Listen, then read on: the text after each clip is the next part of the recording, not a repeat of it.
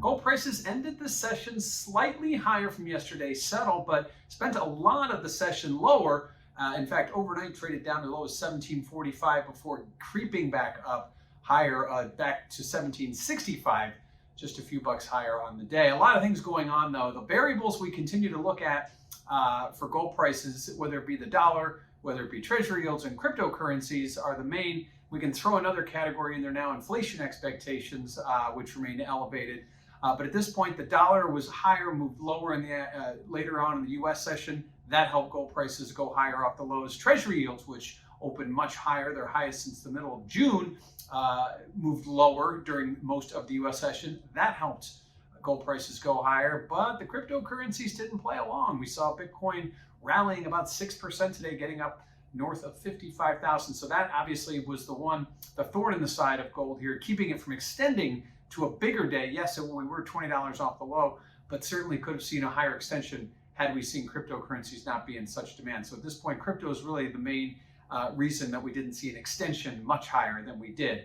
And that we'll have to continue to watch that relationship, because cryptos right now are on a tear, while as gold is going higher, it's going higher at a much slower pace.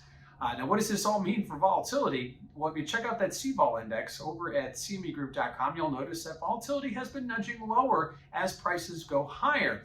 Now, we talked about a lot of the variables. There is certainly a lot of uncertainty out there and a lot of event risk. However, over the last 5 days, we've seen gold prices trade around the 1760 level. Yes, we've gotten far below it and we've gotten well above it, but we continue to come back to it. And I think as long as we continue to trade around the 1760 level or stick to it, volatility will struggle to see any major moves higher.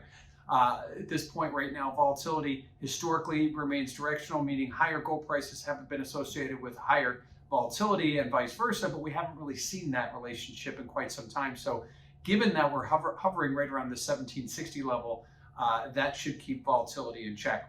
Lastly, what do we have ahead, or what is the market looking at most ahead? And clearly what we're looking at are the jobs numbers that are coming out. Today we had a strong ADP number. Tomorrow we get a claims number, which is anticipated to be lower than last week. But really, the cherry on top is going to be the non-farm payroll number that comes out on Friday. And not only the non-farm payroll number, but the ripple effects of it on Fed policy when they meet in November, because they are anticipated on a strong non-farm payroll number to begin their tapering process or announce their tapering process, which ultimately leads us down the road to a more hawkish Fed, I should say, and higher rates. The higher rates part not coming for quite some time, but every marathon begins with one step, and tapering will be that first step for the Fed. So gold prices getting off those lows that we saw overnight, but unable to extend gains into a huge move higher, seeing only a modest move higher as cryptos took the spotlight away from gold today, with non-farm payroll number looming on Friday.